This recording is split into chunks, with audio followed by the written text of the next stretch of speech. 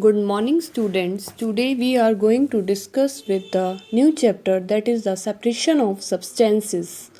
First of all, we should know the meaning of the term substance. Before this, we should know the meaning of the term matter. Matter is actually that has some mass or weight and occupies space. Means suppose you have pencil, the pencil have some weight and it occupies some space in the atmosphere.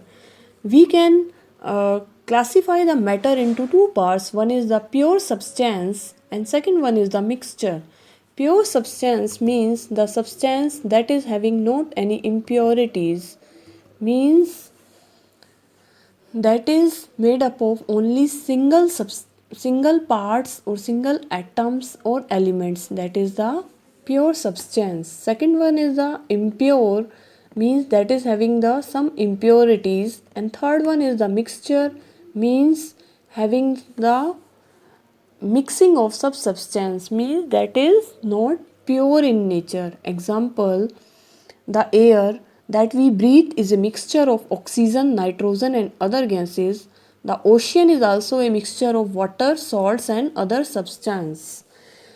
We can classify the pure substance into two parts. One is the element and second one is the compound. One is the element.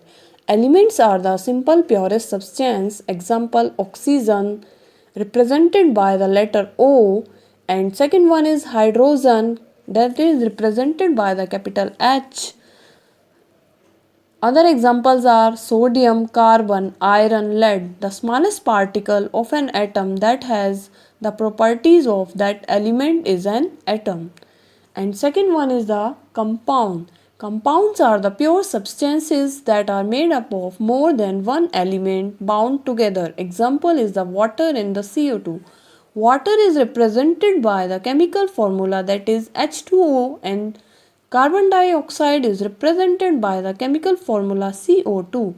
A molecule is formed when two or more atoms chemically combine. Next one is the mixture. Mixture has the distinctly visible parts. Suppose I am explaining this with the help of the dot, or I can say with the help of the chalk.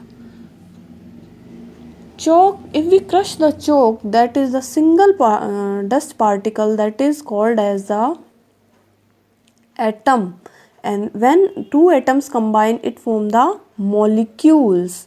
When I mix this crushed particles with any of the chemical, or suppose like with the wheat flour, then a mixture is formed. One of the most common example of the mixture is the salad. In the salad there are the potato, tomato, cucumber, so that is a mixture. Mixture we can categorize into the two parts. One is the homogeneous mixture and second one is the heterogeneous mixture. Homogeneous mixture component cannot be distinguished from each other, appears as one substance particle distributed evenly throughout. Example, air, salt, water.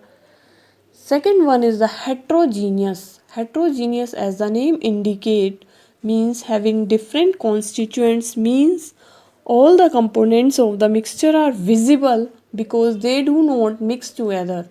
Particles not distributed evenly. Example, sand and water, vegetable soup, oil and water. And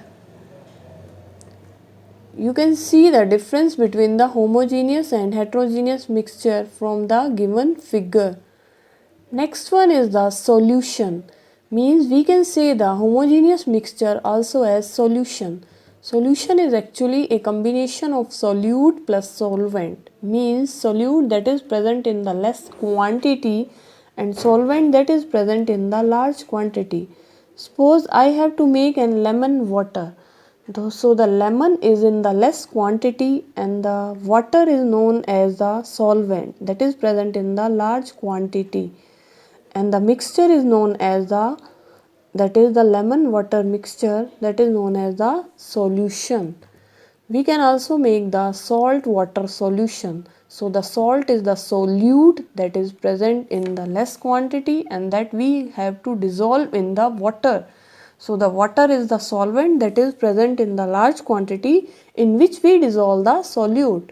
So by this we make the solution. So in the solution, which one is in the smaller quantity, that is the solute, and which one is in the larger quantity, that is the solvent. And the mixture is known as the homogeneous mixture or the solution. Now the question is, how do some substances dissolve and other do not? Means, if we dissolve the sand into the water, can it be dissolvable or soluble in water? No. But if I dissolve the salt or sugar into the water, it is dissolvable. So, from this, we can say that in a solute, each particle is attracted to each other to form a grain of it. When a solute is placed in a water, new attractive forces are present. If the attractive forces between water and solute are stronger than those holding the solute together, the solute will break down and get dissolved in the water. So what we have read today about the substances means about the matter. Matter can be classified into the pure substances and the mixture, and we can also classify the pure substances into the element and the compound, and the mixture into the homogeneous and the heterogeneous mixture. After this we will start with how will we separate the different substances that are mixed together, means how we will separate the constituents or components of the mixture, that we will discuss later on. Okay, thank you. If you have any query, then either call me or message me. Thank you.